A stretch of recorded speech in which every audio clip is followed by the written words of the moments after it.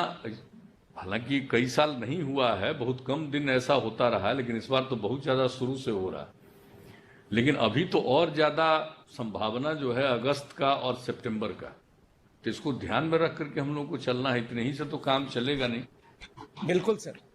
और हम day one से इरिगेशन डिपार्टमेंट को हम लगातार यही बात शुरू से कह रहे हैं कि भाई इस बात का ध्यान रखिए कि और जो बढ़ेगा फ्लो, तो वैसी स्थिति में और जिसकी संभावना है अभी ये आपका जुलाई महीना है, ये जुलाई महीना कोई उतना ज़्यादा नहीं मान करके चला जाता है। एक हुआ और काफ़ी असर पड़ा है। अब जो 36 लाख की बात है वो हो गया होगा 40 लाख के करीब।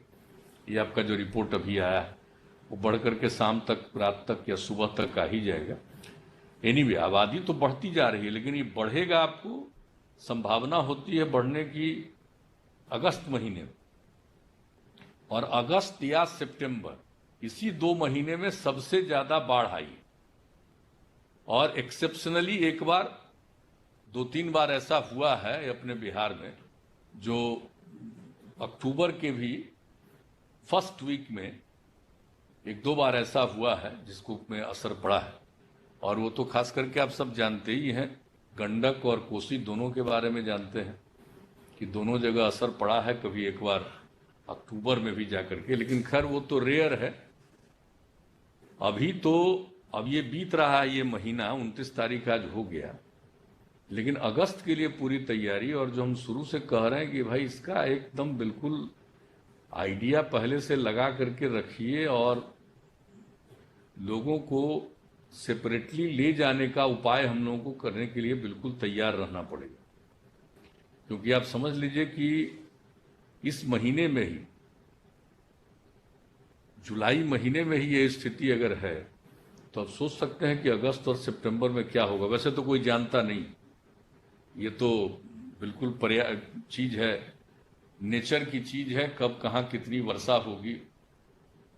और कितनी बार तो हम लोग देखे हैं कि खूब वर्षा हो गई, उसके बाद सूखा पड़ गया लास्ट ईयर, फिर वर्षा हो गई। तो वो तो इस बार स्थिति है नहीं, लगातार ही। और इस बार का देख लीजिए कि यूनिक है।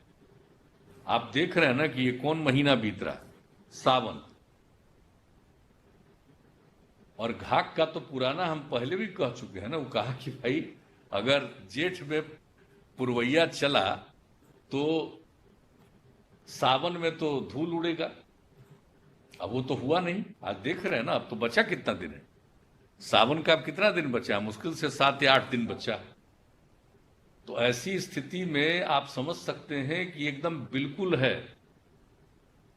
ये जो पर्यावरण की स्थिति है वो एकदम बिल्कुल विभिन्न है इस वर्ष।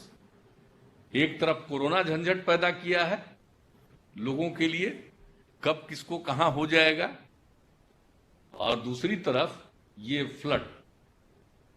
तो हम लोगों को तो बिल्कुल हर तरह से तैयार रह करके चलना पड़ेगा, इसमें कोई शक नहीं है। और दोनों चीज के लिए कहीं भी हम लोग रख रहे हैं तो रिलीफ कैंप और जो कुछ भी कर रहे हैं उसमें इस बात का जरूर ध्यान रखिए, लोगों को बता करके। और जो बात तो तय हो गई कि सबको मास्क हम लोग देंगे,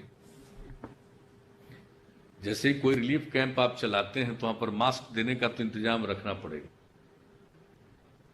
तो वो तो देना ही चाहिए। और ये करके ताकि लोगों को प्रेरित करिए कि भाई थोड़ा डिस्टेंस मेंटेन करके। और फ्लड है, और फ्लड अफेक्टेड एरिया है, सब जगह कष्ट में तो लोग पड़ेगा ही। लेकिन जो बात आप कह रहे हैं हमको ठीक लगा है कि भाई इंतजाम किए हुए हैं डॉक्टर्स का।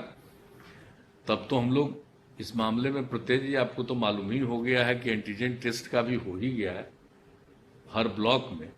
तो ये सब जहां भी फ्लड का रहे और जहां भी हम लोग रिलीफ कैंप चलाएंगे अगर, तो उसको पहले एक बार जरूर करवा लीजिएगा टेस्ट, ताकि अगर किसी के पास कुछ हो तो उसको उस तरह से कहीं अन्य जगह पर रखने की सुविधा उपलब्ध कराएंगे। वरना क्योंकि आज तक तो ये समस्या नहीं ना आई थी।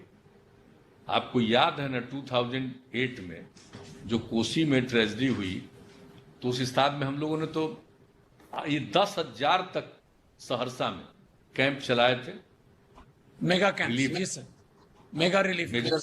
मेगा रिलीफ कैंप याद है। तो अब तो उसकी कल्पना आज कर नहीं सकते इस स्थिति में। तो उस स्थिति में हम लोगों को थोड़ा मेरा ये सुझाव होगा, चूंकि आपकी जिम्मेवारी अब दोनों है, तो इसलिए देख लीजिए कि वैसी जगहों पर थोड़ा वो, और टेस्ट तो नहीं खैर हाँ एंटीजन वाला जो है ना वो जरूर करवा दीजिएगा, क्योंकि अब ब्लॉक के लेवल तक पहुंचाने का की बात हो ही गई है, तो हम लोग इसको जरूर देखें। और हम चीफ सेक्रेटरी में बैठे हुए हैं, जो भी फ्लड इफेक्टेड एरिया है वहां पर काइंडली आप नंबर इसके किट्स का एंटीजन का बढ़ा दीजिए, फ्लड ठीक है इफेक्टेड एरिया, सर। क्योंकि लोगों की रक्षा हम लोग करना चाहते हैं।